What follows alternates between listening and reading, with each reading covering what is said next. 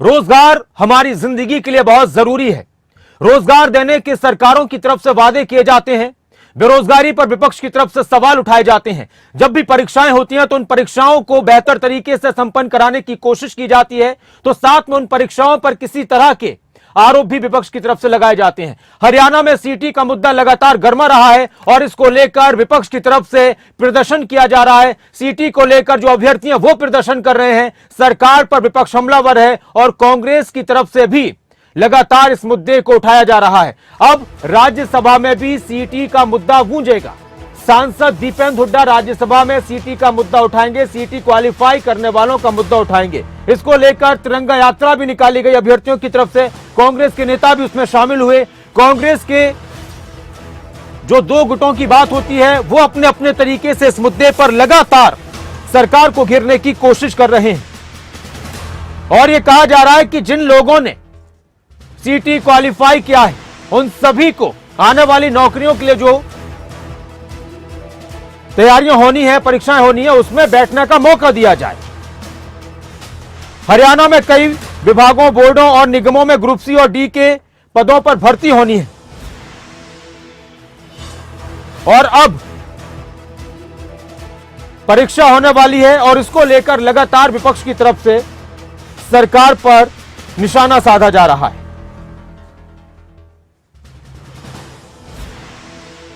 अभी कुछ दिन पहले प्रदर्शन कुरुक्षेत्र में हुआ, करनाल में भी हुआ था। कांग्रेस के कुछ नेताओं को हिरासत में भी लिया गया।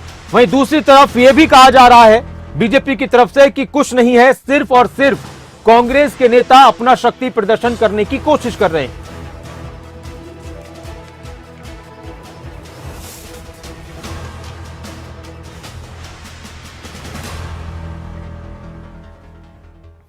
किरण चौधरी की तरफ से इस मुद्दे पर क्या कुछ कहा गया था आपको सुनवाते हैं, फिर इस पर एक चर्चा भी हम करेंगे गंभीरता के साथ।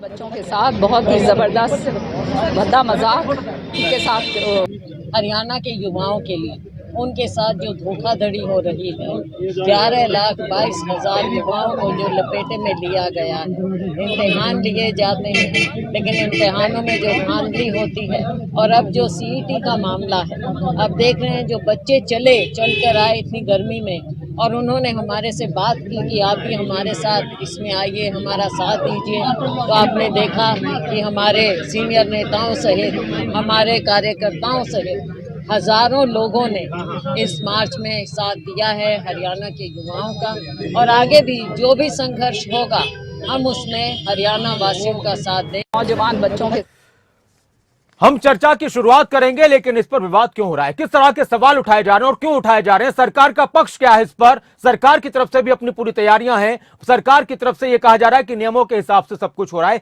तो बहुत सारी बातें निकलकर सामने आ रही हैं। हम चर्चा की शुरुआत करते हैं। हमारे साथ प्रवीण अत्रेय जी जुड़ चुके हैं सरकार का पक्ष रखने के लिए। कांग्रेस से रमन मलिक हमारे साथ जुड़ चुके हैं। सीटी को लेकर विवाद क्या है, हरियाणा में कई बोर्डों, विभागों, निगमों में ग्रुप सी और डी के कई पदों पर भर्ती होनी है। इन परीक्षा के लिए 11 लाख से ज्यादा अभ्यर्थियों ने आवेदन किया था। पिछले साल नवंबर महीने की 5 और 6 तारीख को सीटी की परीक्षा हुई थी।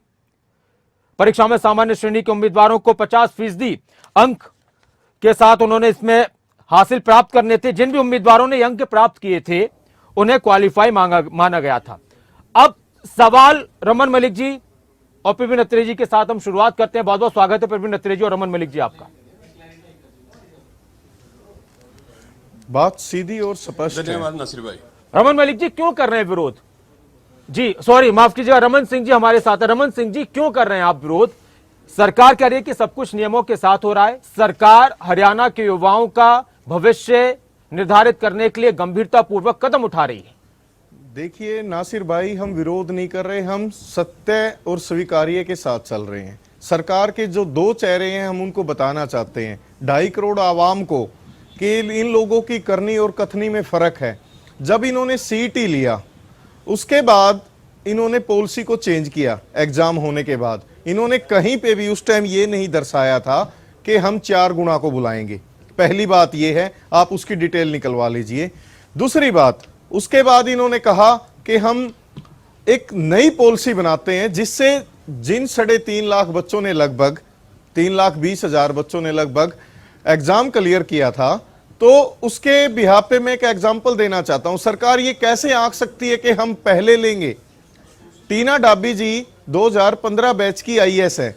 जब उन्होंने प्री एग्जाम दिया यूपीएससी में, वो पासिंग मार्क्स पे पास हुए थे सिर्फ, लेकिन उसके बाद जब उन्होंने मेंस और इंटरव्यू दिया तो टीना डाबी जी 2015 यूपीएससी की टॉपर थी। तो सरकार यह आकलन कैसे लगा सकती है कि हम सिर्फ वैसे ही सब कुछ कर लेंगे? नहीं, सरकार को बच्चों के भविष्य के साथ खिलवाड़ नहीं करना चाहिए। दूसरी बात मैं आपको मेन बताना चाहूंगा, क्या यह सरकार आज इतनी भी सक्षम नहीं है कि एक दिन में 3.5 लाख बच्चों के आसपास, जो लगभग ये बच्चे हैं, इनका एग्जाम ले सकें? इतनी भी सक्षम नहीं है हरियाणा सरकार। 4 गुना आप बुला रहे हो, आप सभी को बुलाओ ना। दूसरी बात, जब आपने सीटी लिया उसमें आपने कह दिया कि जेई के लिए भी यही एग्जाम है, कलरक के लिए भी यही है, इंजीनियरिंग के लिए भी यही है। अरे भाई, आपने सबको बराबर कर दिया, लेकिन वो भी आपका तरीका जो था। लेकिन चलो सोचा कि चलो उसके बाद नौकरी के नए अवसर खुलेंगे, लेकिन वैसा करने में सरकार विफल रही। आप देखिए, इस सरकार की नौकरी देने की पहले दिन से नीयत नहीं है। जिस सरकार के सेक्रेटरी के ऑफिस में 1 करोड़ रुपए पकड़े जाएं, जिस प्रांत में बच्चों का पेपर 30 से 35 बार लीक हो जाए, जग जाहिर है बच्चों के भविष्य के साथ खिलवाड़ हुआ है। नौकरियों को लेके, कर्मचारियों को लेके इस सरकार की नीयत पहले दिन से साफ है कि इस सरकार ने कर्मचारियों के लिए, रोजगार के लिए कुछ नहीं सोचना। सड़कों पे हैं कर्मचारी, हड़ताल पे हैं। जी रमन जी। दूसरी दूसरी बात, आज सरकार को 9 साल हो गए हैं। आप देख लो, कलरकों की मांग हो, सीटी के साथ मैं ये भी मुद्दा उठाना चाहूंगा। मैं सीटी पर रहूंगा रमन सिंह जी। और उससे पहले भोपाल सिंह खत्री ने पॉलिसी मैटर की बात कहते हुए क्या कुछ कहा था, जब हम खबर अभी तक ने उनसे सवाल किया था, फिर मैं उसके बाद प्रवीण अत्रेय जी के पास जाऊंगा, उनका बयान सुनाते हैं। क्वालिफाई को लेकर के बहुत से जो अभ्यर्थी हैं वो भी मांग कर रहे हैं, अब तो सियासत भी इस मांग को कर रही है। कैसे आप इस बात को पर अपना जवाब देंगे और किस तरह, कितना वाजिब मानते हैं इस मांग को? देखिए, ये पॉलिसी मैटर है। सीटी का ड्राफ्ट सरकार लेके आई थी और जो उन्होंने नियम कायदे इसके लिए निर्धारित किए थे, हम तो उसी हिसाब से भर्ती करने के लिए एक तरह से हमने वही फॉलो करने पड़ेंगे। ये पॉलिसी मैटर है, सीटी का क्या होना चाहिए, क्या नहीं होना चाहिए, सरकार के सामने जो विरोध हो रहा है उसका जवाब वो किस तरह से दे, ये सरकार के लेवल का काम है। एचएसएससी को तो जो नियम सरकार ने निर्धारित किए हैं उसके हिसाब से भर्ती करनी है। पॉलिसी मैटर है, सरकार किस तरह से जवाब देगी, ये विरोध क्यों हो रहा है, सरकार के पास जवाब क्या है, भोपाल सिंह खत्री ने गेंद सरकार के पाले में डाल दी है। एक बयान और सुनते हैं प्रवीण अत्रेय जी, दीपेंद्र हुड्डा का, फिर मैं उसके बाद आपके पास आता हूं। हम दोषारोपण की राजनीति नहीं करना चाहते। हम अपना कर्तव्य निभाने का प्रयास कर रहे हैं, लोगों तक पहुंचने का प्रयास कर रहे हैं। जो प्रभावित लोग हैं उनकी मदद करने का है, हम लोग भी प्रयास कर रहे हैं। और मैं सभी साथियों से भी आग्रह करना चाहता हूं, सभी कांग्रेस के कार्यकर्ता और सभी हमारे साथ। प्रवीण अत्रेय जी, सवाल यह है कि जब 3.5 लाख अभ्यर्थी पास हो तो सबको मौका क्यों नहीं दिया जा रहा?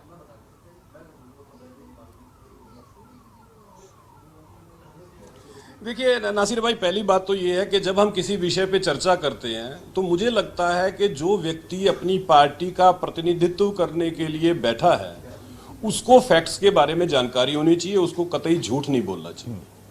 लेकिन रमन मेरे छोटे भाई हैं, या तो इनको जानकारी नहीं है या इनको कह के भेजा है कि भले जो मर्जी हो आप झूठ बोलो।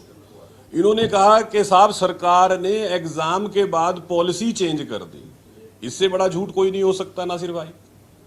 नासिर भाई हमें नौकरी के विषय में समझना पड़ेगा। कांग्रेसी प्रवक्ता जब अपनी बात रख रहे थे उन्होंने सरकार की मंशा पे सवाल खड़े किए, लेकिन हैरानी तब होती है नासिर भाई, ये उस सरकार की मंशा पे सवाल खड़ा कर रहे हैं, उस मुख्यमंत्री की मंशा पे सवाल खड़ा कर रहे हैं जिन्होंने हरियाणा प्रदेश में पहली बार बिना पर्ची बिना खर्ची योग्यता के आधार पे नौकरियां देनी शुरू की, नंबर 1।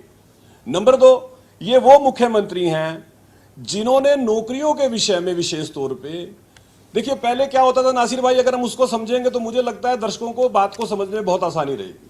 इस हरियाणा प्रदेश में नौकरियों के मामले में पहले जिस तरह की बंदरबाट होती थी, भाई भतीजावाद होता था, और जिस तरह की राजनीति, और उसका नतीजा ये हुआ कि हुड्डा साहब के कार्यकाल के अंदर जो नौकरियां दी गई, माननीय कोर्ट ने लगभग 12 नौकरियां तो कोर्ट ने ही रद्द कर दी थी। कांग्रेस के समय में ऐसा जरूर हुआ है कि नियमों में बाद में बदलाव किया गया। अब जो पीटी के नौकरी रद्द माननीय कोर्ट ने की थी, उसमें तो बाकायदा बड़ा स्पष्ट तौर पे बता दिया गया था कि इंटरव्यू जो है 25 मार्क्स का था, लेकिन कैंडिडेट को 27 मार्क्स दे दिए, वगैरह वगैरह। लेकिन कांग्रेसी अब बौखलाए हुए हैं क्योंकि आज हरियाणा में योग्यता के आधार पर नौकरी मिलती है। माननीय मुख्यमंत्री जी ने युवाओं की एक समस्या को समझा। जब कोई नौकरी निकलती थी, युवाओं को उस नौकरी के लिए अप्लाई करना होता था, उनको फीस भी जमा करनी होती थी। हर नौकरी के लिए युवा को अलग अलग अप्लाई करना पड़ता था, बार बार फीस जमा करनी पड़ती थी। माननीय मुख्यमंत्री जी ने युवाओं को इससे बचाया जाए, उसके लिए सीईटी जो है उसको लेके आए। मतलब एक पोर्टल बनाया जिसको हम कहेंगे one time registration portal, ORT। मतलब युवा जो है केवल एक बार नौकरी के लिए अप्लाई करेगा, एक बार अपनी रजिस्ट्रेशन करेगा, उसको एक ही बार फीस देनी होगी, हर नौकरी के लिए बार बार उसको फीस जमा नहीं करानी होगी। ये माननीय मुख्यमंत्री जी की मंशा थी। दूसरा, जब जो पॉलिसी बनी, रमन जी को शायद जानकारी नहीं है कि 5 मई को सरकार ने पॉलिसी को नोटिफाई किया था, और जो पॉलिसी को नोटिफाई किया, उस पॉलिसी के अंदर नियम बना दिए गए कि जिस नौकरी के लिए टॉप 4 टाइम कैंडिडेट, मतलब जो टॉप 4 गुना बच्चों को बुलाया जाएगा दूसरे राउंड के लिए, और जो एग्जाम होता है वो होता है अगस्त के अंदर जाके, नवंबर में, 6 और 7 नवंबर को। पॉलिसी कब बन गई थी? मई में बन गई थी। नवंबर के बाद क्या पॉलिसी में चेंज हुआ, ये शायद रमन जी को पता ही नहीं है, क्योंकि किसी तरह का चेंज किया नहीं है। हालांकि जिस वक्त ये पॉलिसी बनी, एग्जाम हुआ, उसके बाद क्योंकि हमारे प्रदेश के अंदर, नासिर भाई ये भी ध्यान देने की बात है, कुछ लोगों का प्रयास हमेशा से ये रहा है कि किसी तरह नौकरियों के अंदर डिले हो जाए, कोर्ट के अंदर जाके मामला लटक जाए, किसी तरह की राजनीति की जाए। ये प्रयास हमारे यहाँ लगातार होता है। लेकिन प्रवीण अत्रे जी, ये जो सवाल है, कांग्रेस के नेता ही नहीं, जो अभ्यर्थी वो भी तो सड़कों पर उतरे हुए हैं, वो भी तो प्रदर्शन कर रहे हैं। जो अभ्यर्थी हैं, जो उन्होंने क्वालिफाई किया है, वो भी तो सड़कों पर उतरे हैं। विपक्ष तो कह रहा है कि हमारा तो काम है उनके साथ आवाज उठाना। नहीं, देखिए ऐसा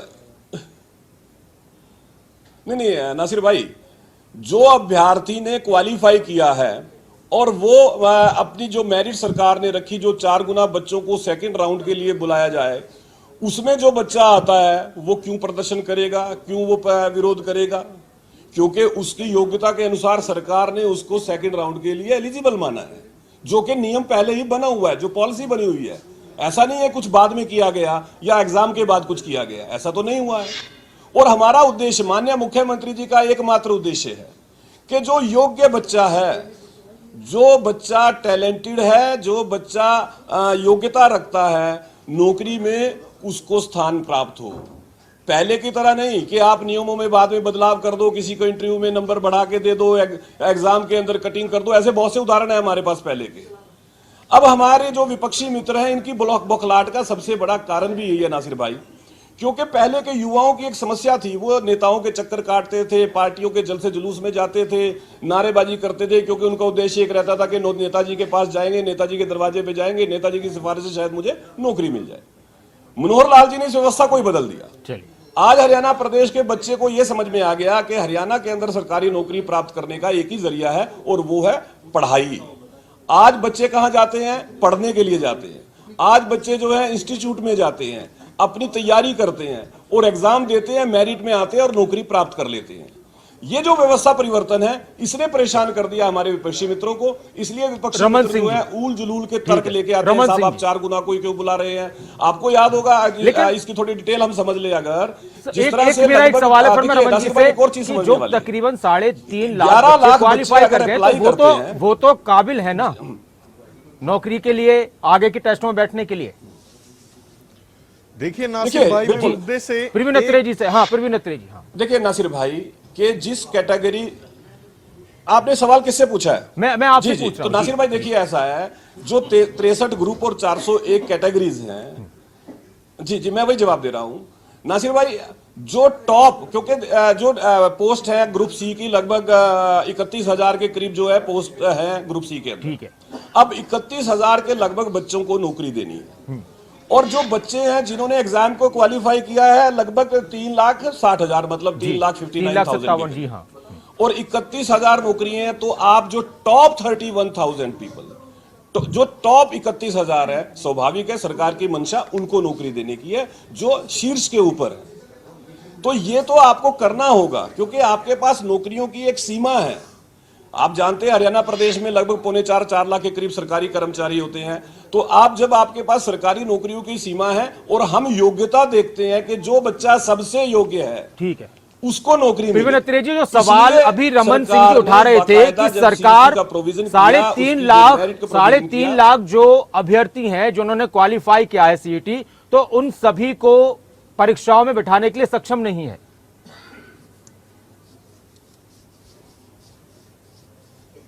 नहीं, वही तो बात है, बड़ा अजीब सवाल है कि सबको परीक्षा में बिठाने के लिए सक्षम नहीं है। जिन 11 लाख बच्चों ने ग्रुप सी के लिए अप्लाई किया था नासिर भाई, उनमें से लगभग 7,73,000 बच्चे परीक्षा में बैठे थे। वो परीक्षा भी तो सरकार ने ली थी।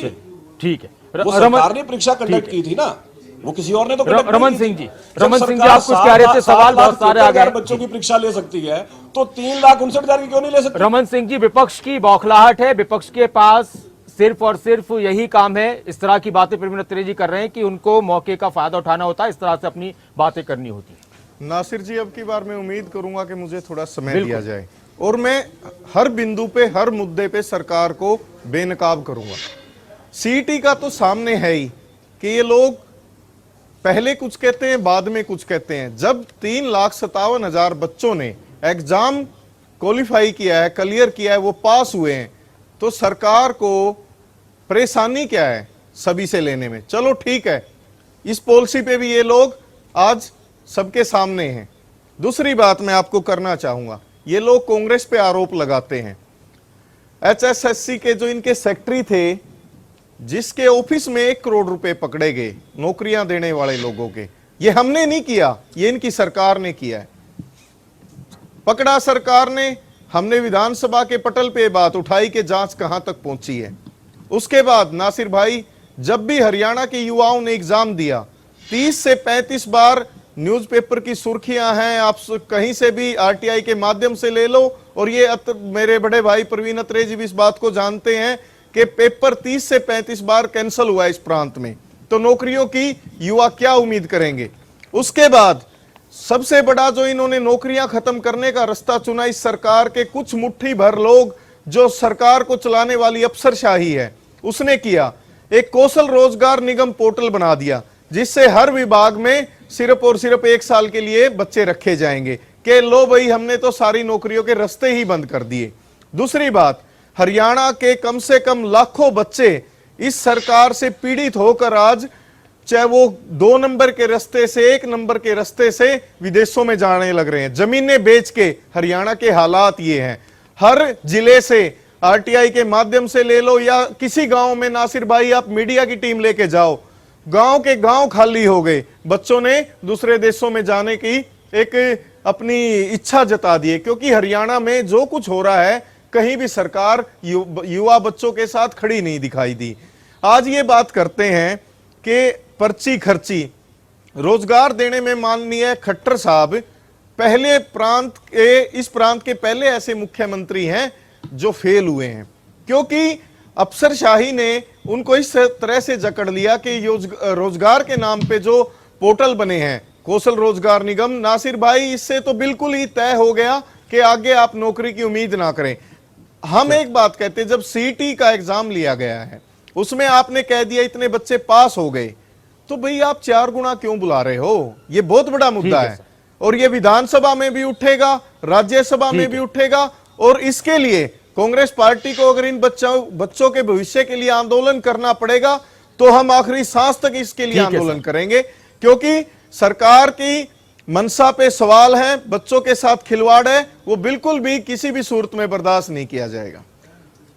प्रवीण अत्रेय जी, विधानसभा में उठाने के ऐलान विधायक कर चुके हैं कांग्रेस के, राज्यसभा में इस मुद्दे को उठाया जा रहा है, पत्र लिखा गया है, और उन्होंने दीपक हुड्डा ने कहा है कि भेदभाव किया जा रहा है, सरकार अन्याय कर रही है और अन्याय का शिकार हरियाणा के युवा हो रहे हैं।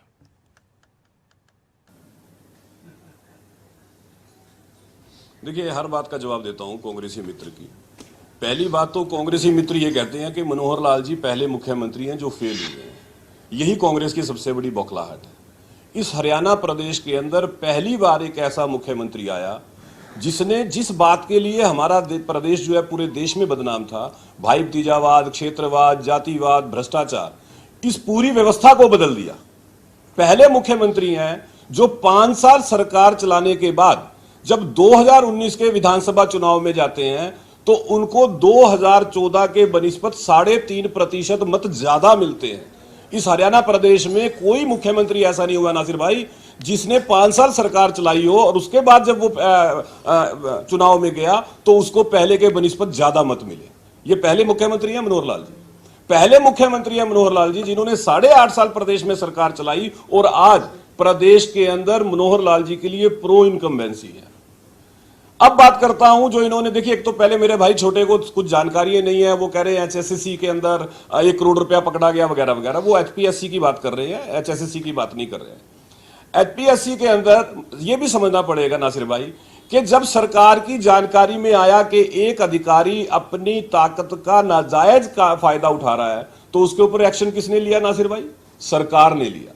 उस अधिकारी को गिरफ्तार किया, कानून सम्मत कार्रवाई की और उसको सलाखों के पीछे पहुंचाया। यह भी मनोहर सरकार में हुआ, वरना पहले की सरकारों की स्थिति को समझ लीजिए।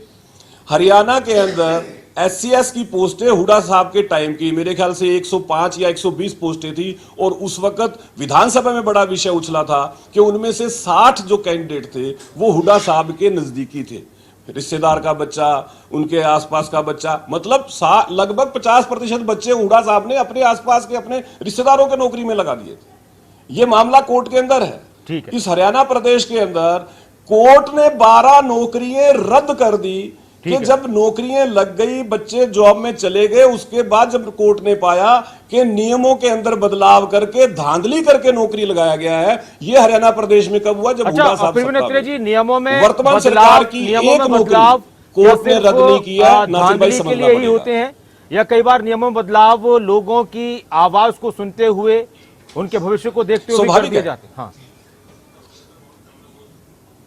नहीं देखिए, नहीं नासिर भाई, अब जैसे सीईटी का विषय ले लीजिए।